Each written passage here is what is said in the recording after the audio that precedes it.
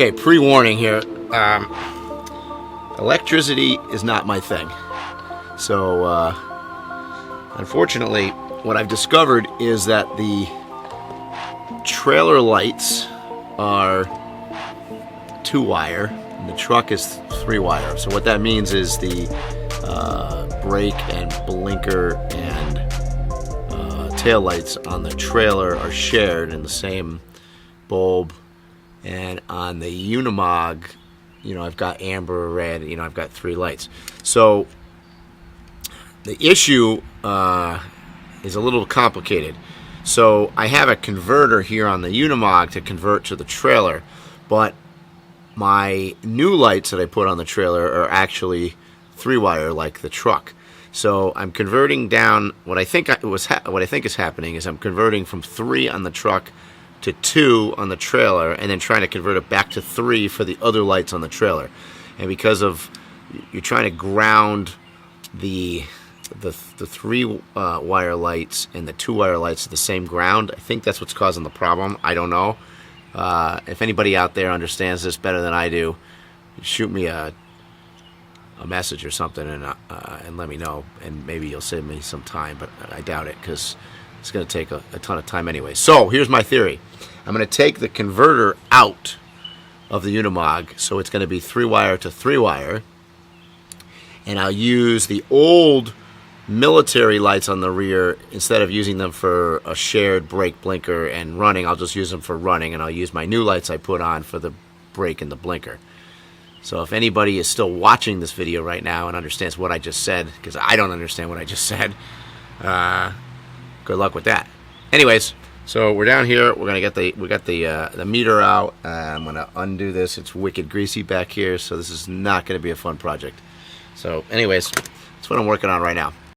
Okay, here on the back, I'll show you what I'm talking about. So that right there is the old military light, which is blinker, brake, and running light. And then the new lights that I put on, I've got blinker. This is going to be the tail light and the brake light. And that is a white light, obviously, for backing up. So what I got, if I take you around down here, underneath the Unimog,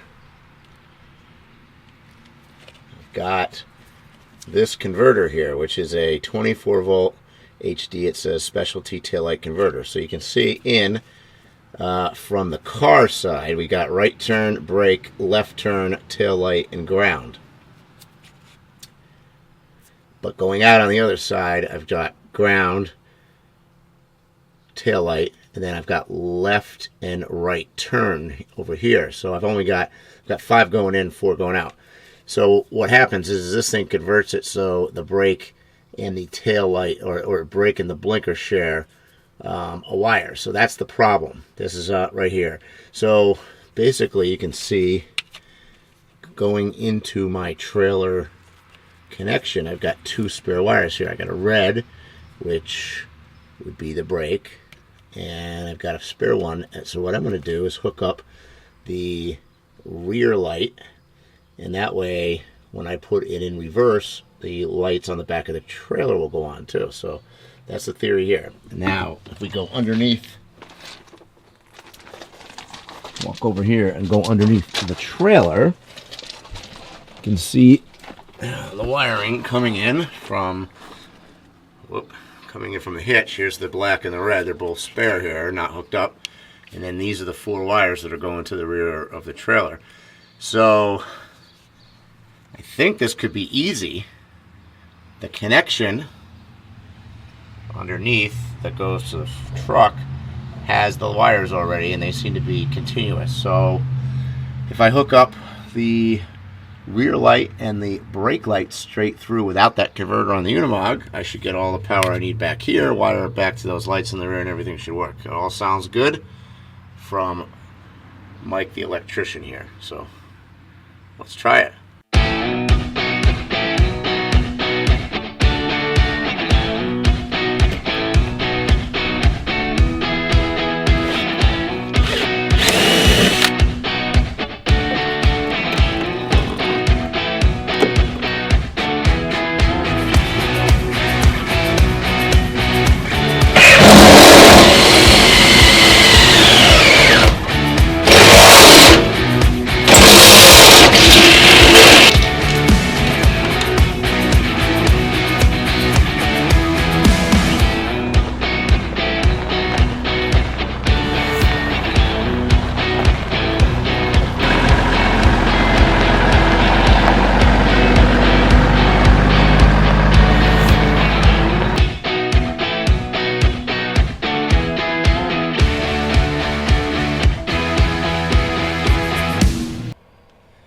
Good morning. So I've picked another 95 degree, 90% humidity day, unfortunately, to work outside. Today I'm going to be installing the insulation inside the Overland Expedition trailer. So the background of the way that the structure was built, I used 1.5 inch square tube aluminum. So it basically gives me an 1.5 inch gap, in each between each frame to put insulation in. So I've kind of spent some time sourcing out and researching different ideas. What I've come up with is what they call XPS insulation. It's sort of foam board. I got a piece of it right here. 1.5 inch thickness. This is made by Owens Corning, and it's got an R value of 7.5. It's very resistant to moisture and water. Usually use it like in basements and crawl spaces, garage, and things like that. So I think this is going to be probably the best scenario for what I'm trying to do. I don't know that there's anything perfect. Obviously, the idea here is that when it's hot out, it's insulating to keep the inside cooler, and then when it's cold out, it's trying to insulate to keep the inside warm.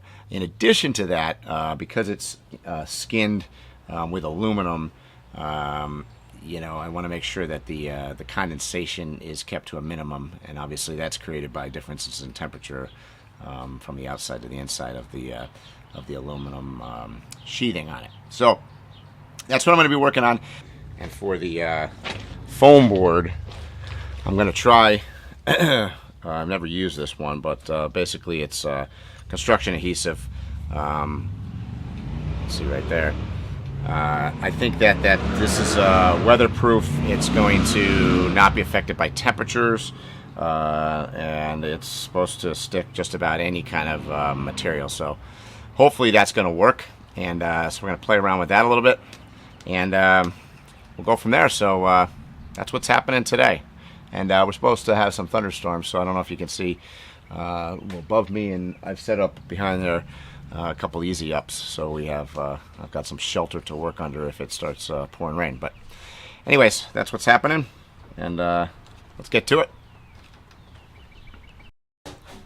Alright, so we're inside the trailer. I pre-cut, as you saw, one of these pieces of the foam board. I've got my Loctite PL right here, and I cut it. You can see the aluminum square tube frame. The sun's been out, so this aluminum here is fairly warm. But so anyways, I cut it pretty tight. That way, it's gonna, pretty much tight fit in there anyways. And then obviously I'm gonna put the wall over it, so it's not gonna go anywhere. But I'm gonna use this anyways to make sure that it sticks.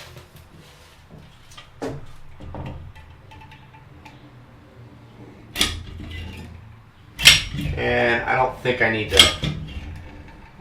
overdo how much goes on here, really. Like I said, this stuff is usually generally pretty sticky anyway. But we'll put enough on here. You're gonna see how you'll see how tight fitting this is anyways. So, put that in there.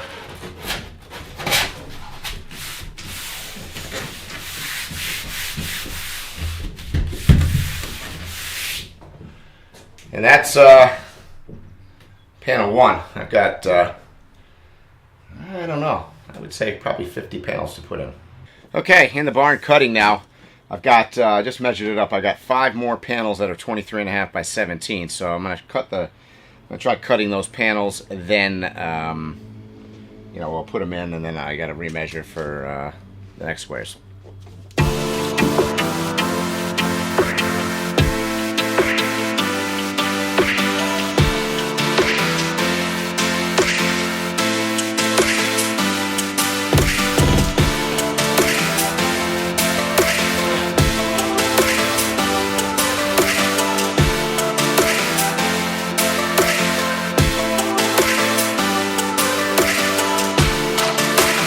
Did I mention it was hot?